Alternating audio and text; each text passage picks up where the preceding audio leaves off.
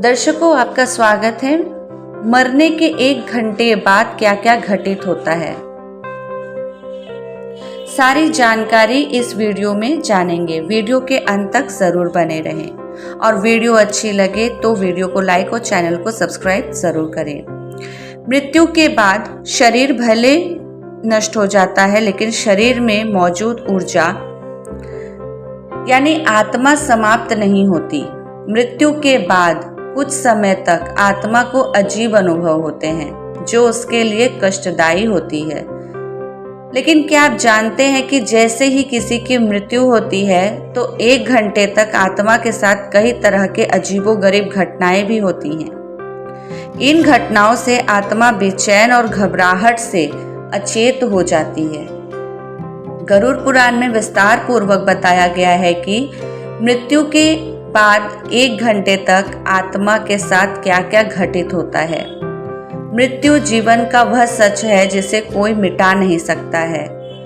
जिस प्राणी का जन्म पृथ्वी पर हुआ है, एक न एक दिन उसकी मृत्यु भी निश्चित है। मृत्यु के बाद शरीर नष्ट हो जाता है, इसलिए उसे जला दिया जाता है या दफना दिया जाता है।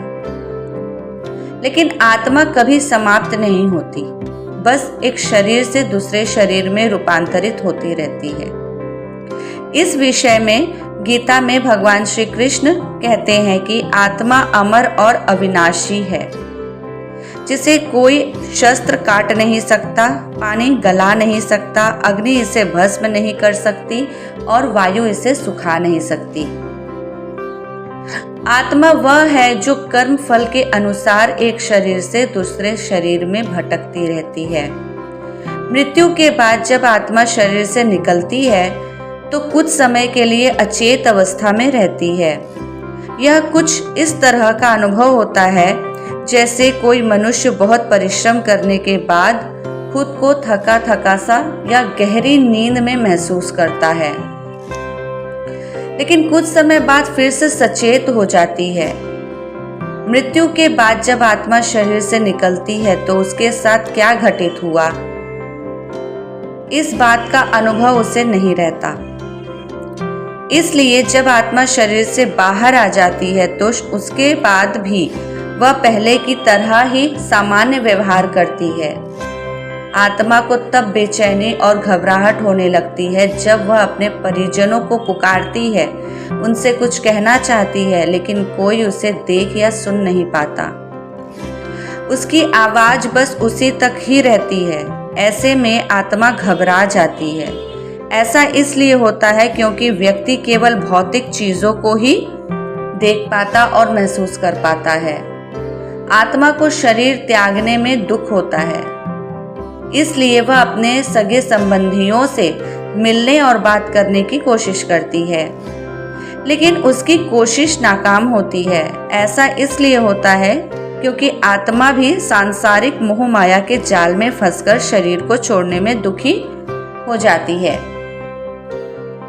आत्मा कई सालों तक जिस शरीर में रहती है वह फिर से उसी शरीर में प्रवेश करने का प्रयास करती है, लेकिन यमराज के दूत उसे शरीर में प्रवेश करने से रोकते हैं। शुरुआत में उसके लिए यह मुश्किल होता है, लेकिन धीरे धीरे आत्मा भी यह स्वीकार कर लेती है कि शरीर से बिछड़ने का समय आ गया है।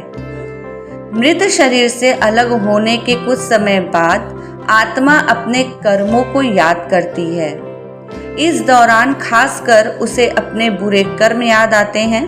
वह अपने परिवार वालों और संगे संबंधियों को रोता बिलखता देखती है और याद करती है कि किसके साथ उसने क्या अच्छा या बुरा किया। इसके बाद आत्मा यमलोक के मार्ग की ओर चल पड़ती है। यम मार्ग में पहुंचने के बाद आत्मा को उसके कर्म के अनुसार नया जन्म मिलता है। कुछ आत्माओं को तुरंत ही नया जन्म मिल जाता है, तो वही कुछ आत्मा को इंतजार करना पड़ता है।